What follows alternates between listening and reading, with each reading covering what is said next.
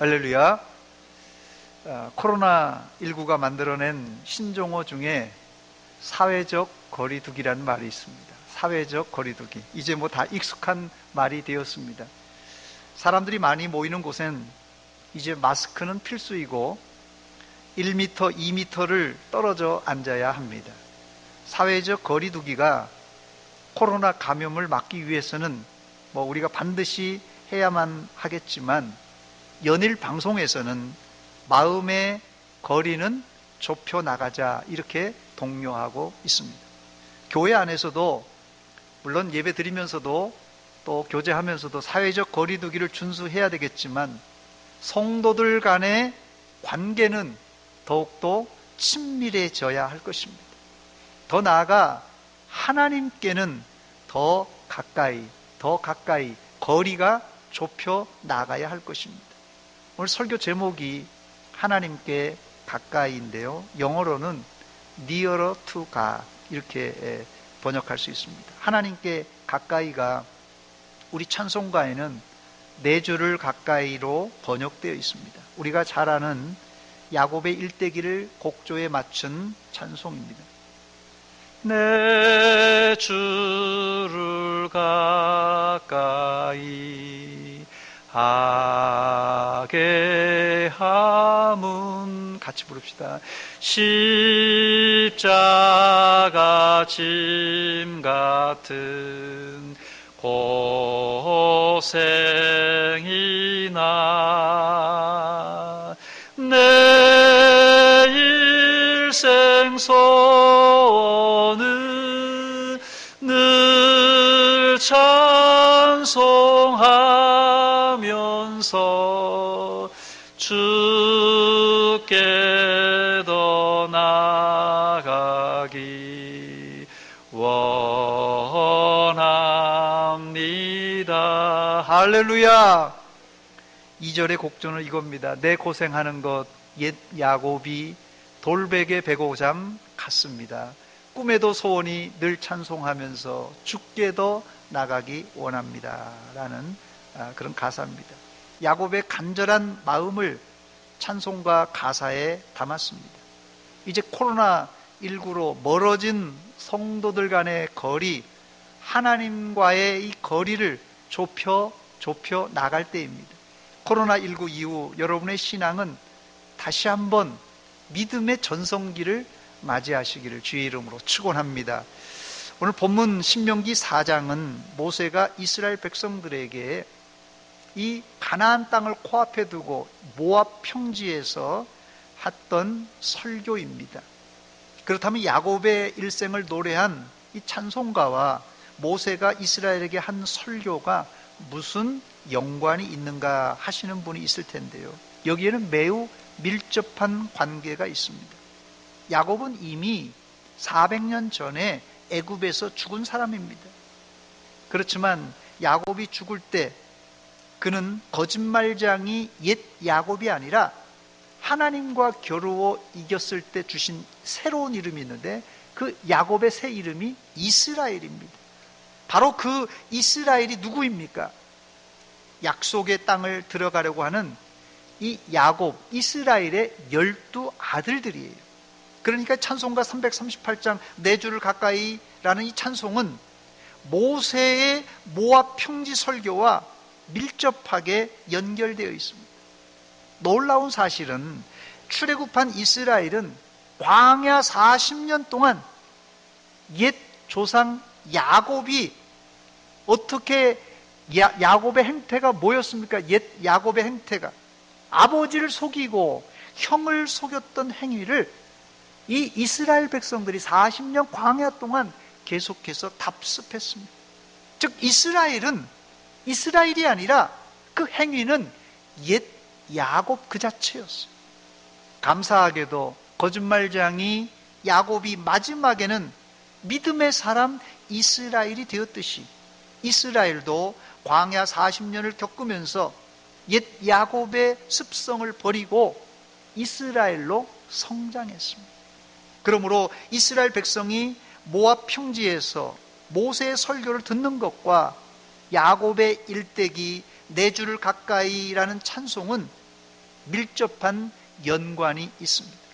오늘 본문을 중심으로 옛 야곱 같은 이스라엘이 어떻게 성숙한 이스라엘이 되어 가나안 땅을 점령할 수 있었는가, 그 비결을 살펴보면서 우리 안에 있는 간사한 옛 야곱, 이 야곱을 털어내고 새롭게 창조된 이스라엘이 되어서 하나님께 더 가까이 가는 성도들이 되시기를 주의 이름으로 축원합니다. 첫 번째, 하나님께 가까이 가려면 하나님이 주신 법을 잘 준행해야 합니다. 세상 어디를 가나 이 법과 규칙이 있습니다. 하나님은 이스라엘에게 십계명과 더불어서 레위기의 제사법을 그들에게 주셨어요. 바로 이 법을 잘 지킬 때 이스라엘은 무난히 요단을 건너 약속의 땅에 들어갈 수 있었습니다. 본문 1절 말씀입니다. 이스라엘아, 이제 내가 너희에게 가르치는 규례와 법도를 듣고 준행하라. 그리하면 너희가 살 것이요, 너희 조상의 하나님 여호와께서 너희에게 주시는 땅에 들어가서 그것을 얻게 되리라 그랬어요. 모세가 하나님께 받아 이스라엘에게 가르치는 율법을 준행하면 어떻게 해요? 살고 약속의 땅에 들어갈 수 있다는 말씀입니다. 그런데 사람들이 법을 알고 또 실제로 또 법을 지킨다고 하는데 왜 세상은 불법이 난무한 세상이 되고 만 것입니까? 그 이유가 있습니다. 그 이유는 사람들이 과거 미성숙한 야곱처럼 법을 지키기 때문에 그렇습니다. 야곱은 하나님이 약속한 축복을 얻기 위해서 수단과 방법을 가리지 않고 이제 복을 쟁취하려고 했어요. 복 받는 것은 모든 사람, 이 사람의 본능이에요. 복 받으려고 하는 것은 사람의 본능입니다. 그러므로 복 받으려는 것이 잘못된 것이 아닙니다. 그러나 복을 받으려고 할 때 이 법과 규칙에 따라 받아야지 자기 멋대로 복을 강탈하려고 하니까 문제가 생기는 것입니다. 그래서 하나님은 이스라엘에게 하나님의 말씀을 가감없이 그대로 지키라고 하셨어요. 오늘 본문 2절 말씀입니다. 내가 너희에게 명령하는 말을 너희는 가감하지 말고 내가 너희에게 내리는 너희 하나님 여호와의 명령을 지키라 그랬어요. 자기 편리에 따라 하나님의 법을 어떤 것은 더하고 어떤 것은 빼면 안 된다는 말씀이에요. 사실 과거 이스라엘이 하나님의 율법을 안 지켜서 망한 것이 아닙니다. 예수님 당시 바리새인과 서기관들이 얼마나 하나님의 말씀을 철저히 지켰는지 모릅니다. 그런데 왜 망했습니까? 그 이유는 자기가 기준이 되어서 자기 방식대로 법을 지켰기 때문에 그렇습니다. 그것을 예수님은 외식하는 바리새인이라고 책망했습니다. 예수님은 바리새인들에게 왜 율법을 안 지키느냐 그런 말 하신 적이 없어요. 단지 잘못 지키는 이 외식을 지적하신 것입니다. 순종은 내 방식대로가 아니라 하나님 말씀대로 해야 됩니다. 이런 순종이 이스라엘이 사는 방법이고 또 우리가 살 방법입니다. 두 번째, 이스라엘이 옛 야곱이 아니라 새로운 이스라엘로 가나안 땅에 들어가 하나님께 가까이 가며 형통할 수 있는 방법이 무엇입니까? 제가 지금 소개한 대로 첫 번째가 하나님의 말씀에 순종하는 것이라면 두 번째는 하나님께 착 달라붙어 있는 것입니다. 하나님께 착 달라붙어 있는 것입니다. 이스라엘은 40년 전 애굽에서 나올 때 장정만 60만 대군이 나왔어요. 어린이와 노인들까지 합치면 200만이 좋게 넘는 숫자입니다. 그런데 광야 40년 동안 출애굽 기준으로 여호수아와 갈렙만 남고 20세 이상 어른들은 다 죽고는 20세 이하 다음 세대 이 어린아이들만 약속의 땅 가나안 땅에 들어갈 수 있었습니다. 왜 9세대는 못 들어가고 출애굽 기준으로 20세 이하만 들어간 것입니까? 그 이유를 본문 4절에서 이렇게 말합니다. 오직 너희의 하나님 여호와께 붙어 떠나지 않은 너희는 오늘까지 다 생존하였느니라 그랬어요. 이들이 지금까지 어떻게 40년 뺑글뺑글 돌다가 모압 평지까지, 이 가나안 코앞까지 올 수 있었던 것입니까?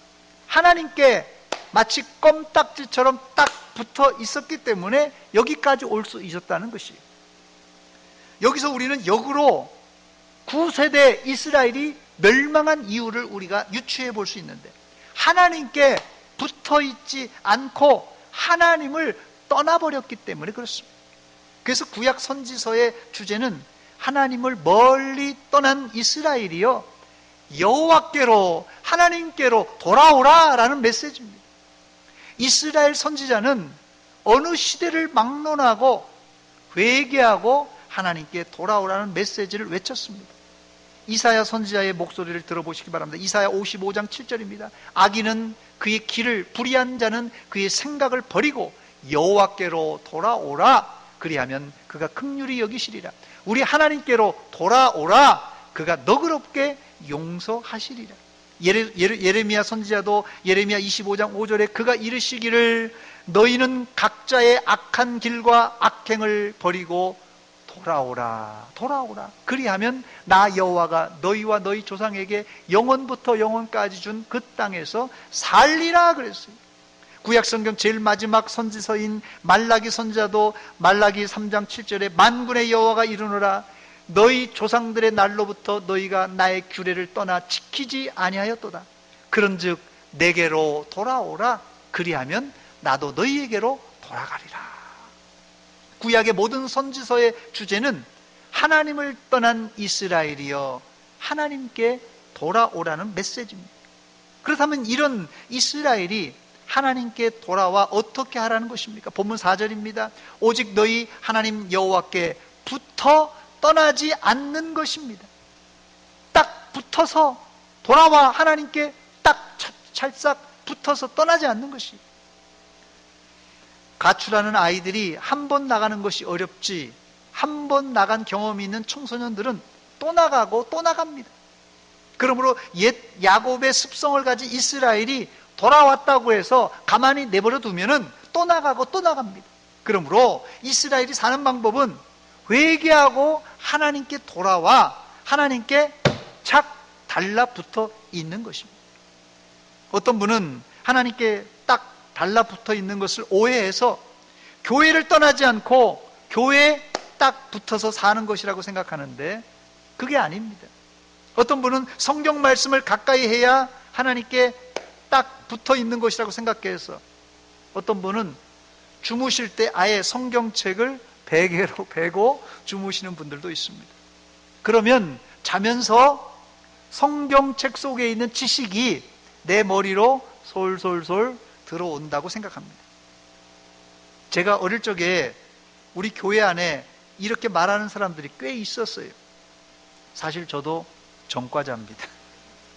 그런 말에 현혹돼서 제가 고등학교 때 성경을 베고 잔 적이 있어요. 성경 읽어도 무슨 말인지 모르겠고 이게 무슨 뜻인지 몰라서 야 그렇게 하면 또 성경을 잘 알 수 있다고 그러니까 한번 베고 자자. 그런데 모르겠어요. 그게 효과가 있었는지 없었는지는. 여러분 이런 거 다 미신입니다. 믿지 마세요. 중세 건축가들은 하나님께 가까이 가는 방법을 고민하다가 고딕 양식을 고안해 냈습니다. 이 고딕 양식의 특징은 예배당 첨탑을 높게 쌓아 올려서 기도실로 사용했어요. 그들의 생각엔 기도실이 하늘과 가까우면 기도가 훨씬 빨리 하나님께 전달될 줄 알았습니다. 고딕 양식의 예배당 사진을 제가 한 장 준비했습니다. 이 프랑스 샤르트르 성당의 고딕 양식, 전형적인 이 고딕 양식입니다. 9세기에 지어져서 13세기에 화재로 다시 개보수가 되어 지금까지 이르는 성당인데요. 저 종탑 높이가 자그만치 98m, 거의 100m가 된다고 합니다. 하늘과 상당히 가까운 성당입니다. 그러나 그런다고 기도가 하나님께 빨리 상달되는 것은 아닙니다. 하나님께 가까이 가는 방법은 하나님 말씀에 순종함으로 하나님께 찰싹 붙어 있는 방법밖에 없습니다. 세 번째, 그러므로 하나님께 가까이 가는 방법은 본문에서 두 가지를 말하는데 하나님의 말씀과 기도밖에 없습니다. 첫 번째, 그래서 이 모세는 광야 40년 동안 이스라엘 백성들에게 하나님의 말씀을 끊임없이 가르쳤습니다. 본문 5절입니다. 내가 나의 하나님 여호와께서 명령하신 대로 규례와 법도를 너희에게 가르쳤나니 이는 너희가 들어가서 기업으로 차지할 땅에서 그대로 행하게 하려 함인즉 했습니다. 이스라엘은 하나님의 말씀을 자신들의 삶의 기준으로 삼는 공동체였어요.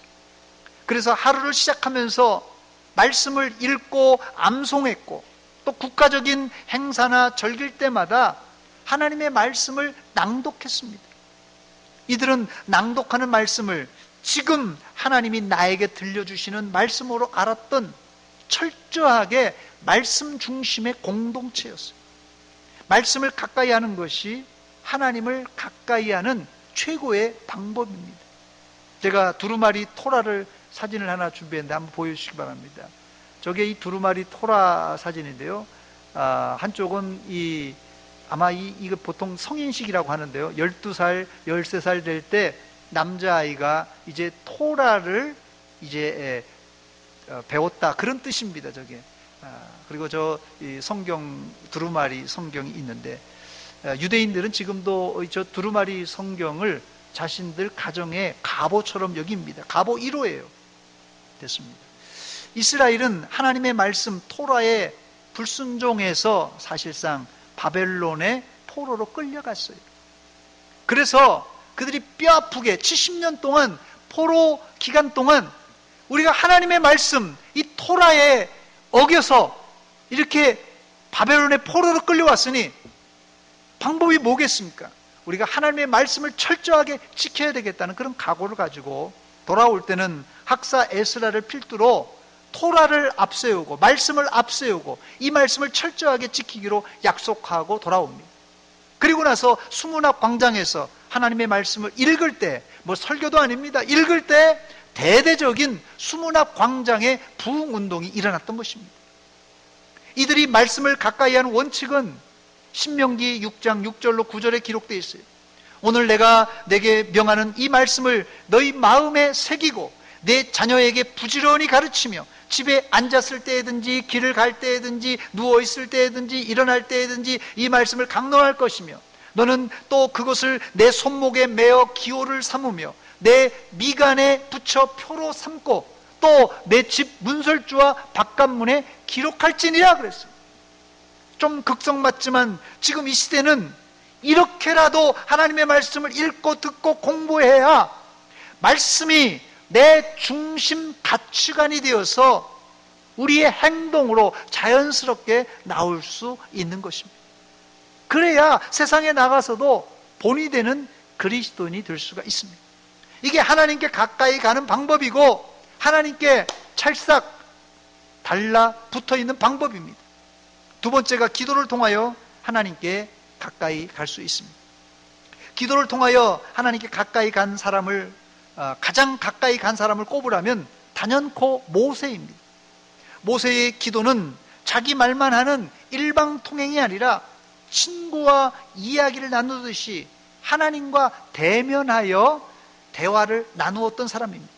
신명기 33장 11절 말씀입니다. 사람이 자기의 친구와 이야기함 같이 여호와께서는 모세와 대면하여 말씀하셨다 그랬어요. 그래서 모세는 자신 있게 본문 7절에 우리가 하나님께 기도할 때마다 하나님이 우리에게 가까이 하셨다고 고백하고 있습니다. 우리 하나님 여호와께서 우리가 그에게 기도할 때마다 우리에게 가까이 하신과 같이 그 신이 가까이 함을 얻은 큰 나라가 어디 있느냐 그랬어요. 하나님께 가까이 할 수 있는 방법 두 가지 방법은 하나님의 말씀을 읽고 듣고 공부하여 하나님의 말씀을 내 가치관, 이 삶의 가치관으로 삼고 거기에 플러스 하나님께 시간을 정하여 규칙적으로 기도하는 것입니다. 다섯 번째 끝으로 하나님께 가까이 갈 때 하나님은 이스라엘에게 큰 복을 주신다고 약속하셨는데 그 큰 복이 무엇입니까? 큰 나라로 만들어 주시겠다고 약속하였습니다. 본문 6절과 8절에 이스라엘이 말씀과 기도로 하나님께 가까이 갈 때 하나님은 이스라엘을 큰 나라로 만들어 주시겠다고 약속하였습니다. 본문 6절과 8절입니다. 너희는 지켜 행하라. 이것이 여러 민족 앞에서 너희의 지혜요 너희의 지식이라. 그들이 이 모든 규례를 듣고 이르기를 이 큰 나라 사람은 과연 지혜와 지식이 있는 백성이로다 하리라. 오늘 내가 너희에게 선포하는 이 율법과 같이 그 규례와 법도가 공의로운 큰 나라가 어디 있느냐. 여기 두 구절에서 하나님은 이스라엘에게 하나님의 말씀을 지켜 순종하면 다른 민족들이 너희를 큰 나라 사람으로 우러러 볼 것이라고 말씀했어요. 사실 이스라엘이 다윗과 솔로몬 시대에 영토가 상당히 넓었습니다. 다윗과 솔로몬 시대가 이스라엘의 영토가 가장 넓었습니다. 그렇다고 이스라엘이 뭐 헬라나 로마 제국처럼 거대한 왕국을 이룬 것은 아닙니다. 기껏해야 가나안 땅에서 이쪽 저쪽 더 넓힌 정도지 뭐 땅덩어리로 봐서는 사실 이스라엘이 큰 나라가 아닙니다. 그렇다면 모세가 말하는 큰 나라는 어떤 의미입니까? 여기서 말하는 큰 나라는 세상 기준에 뭐 영토가 넓고 뭐 백성이 많고 또 군사력이 막강한 그런 나라를 말하는 것이 아니라 6절에 큰 나라는 다름 아닌 하나님의 말씀을 깨닫고 순종하는 이스라엘에게 붙인 이름입니다. 이 큰 나라 사람은 과연 지혜와 지식이 있는 백성이로다. 이 큰 나라 사람은 과연 지혜와 지식이 있는 백성이로다. 이렇게 칭찬하고 있습니다. 즉 여기서 큰 나라는 군사력이 막강하고 큰 땅을 소유한 나라가 아니라 하나님의 말씀을 순종하는 지혜와 지식을 갖춘 나라를 의미합니다. 지금 뭐 세상에서 중국, 뭐 미국, 러시아 뭐 큰 나라인 것이 사실입니다. 그러므로 상대적으로 작은 이스라엘의 경쟁력은 뭐 이스라엘이 영토를 거기서 넓히면 얼마나 넓히겠어요? 군사력을 키우면 얼마나 키우겠어요?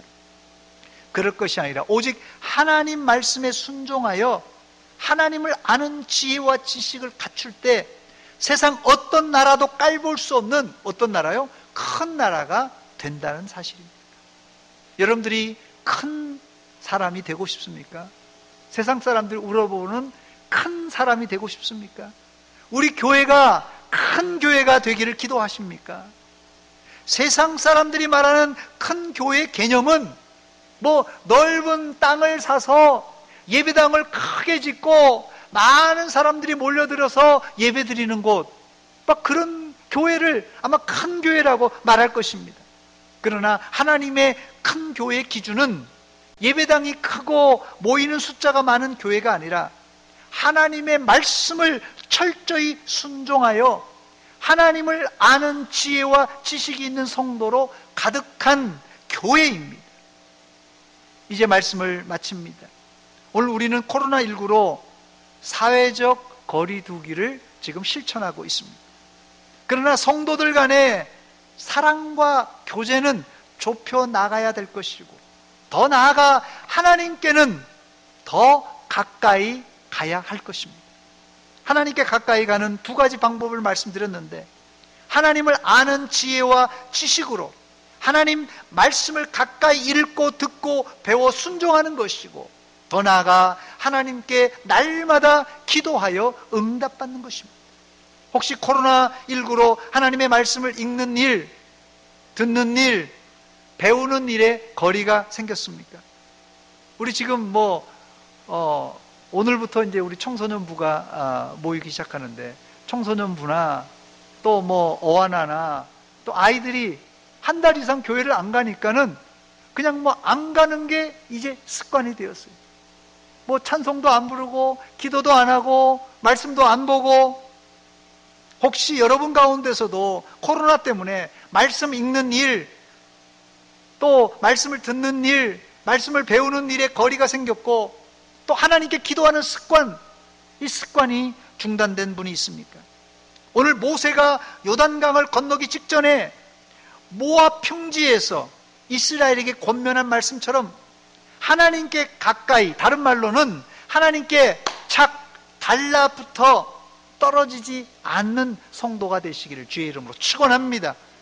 이때 여러분들이 세계 열방 가운데 큰 사람, 큰 나라가 될 것입니다.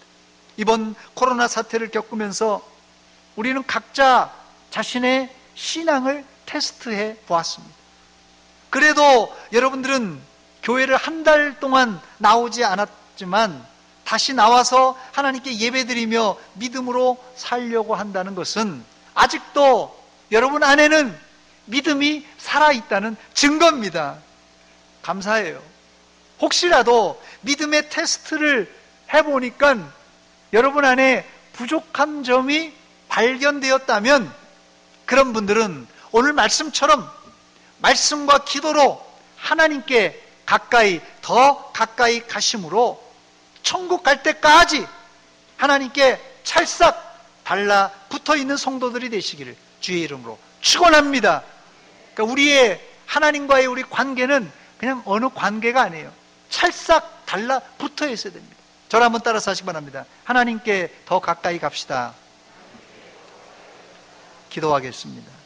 이 시간 같이 기도할 때 하나님, 코로나 때문에 이 핑계 저 핑계로 하나님 말씀을 멀리하고 기도를 멀리했습니다. 이 시간 하나님께 가까이, 아니 하나님께 찰싹 달라붙는 저희가 되게 하여 주옵소서. 한 목소리를 같이 기도하겠습니다. 하나님, 우리 아버지, 코로나19 사태로 우리의 일상생활이 흐트러졌고 우리의 영적인 생활도 흐트러졌습니다. 다시 한번 말씀으로 우리의 마음을 추스리고 영적인 마음을 추스려서 하나님께 가까이, 더 가까이, 아니 하나님께 찰싹 달라붙어 있기를 소원합니다. 말씀에 하나님이여 집중하게 하시고 기도를 더 열심히 하고 하나님께 가까이 갈 때 주께서 큰 은혜와 복을 내려주시사 우리를 큰 사람으로, 우리 교회를 큰 교회로, 우리나라를 큰 나라로 삼아 주시옵소서. 지치고 힘든 아버지 심령들이 있습니다. 위로하여 주시고 치료하여 주시고 회복시켜 주시사 다시 하나님 앞에 설 수 있도록 주님 도와주시옵소서. 감사합니다.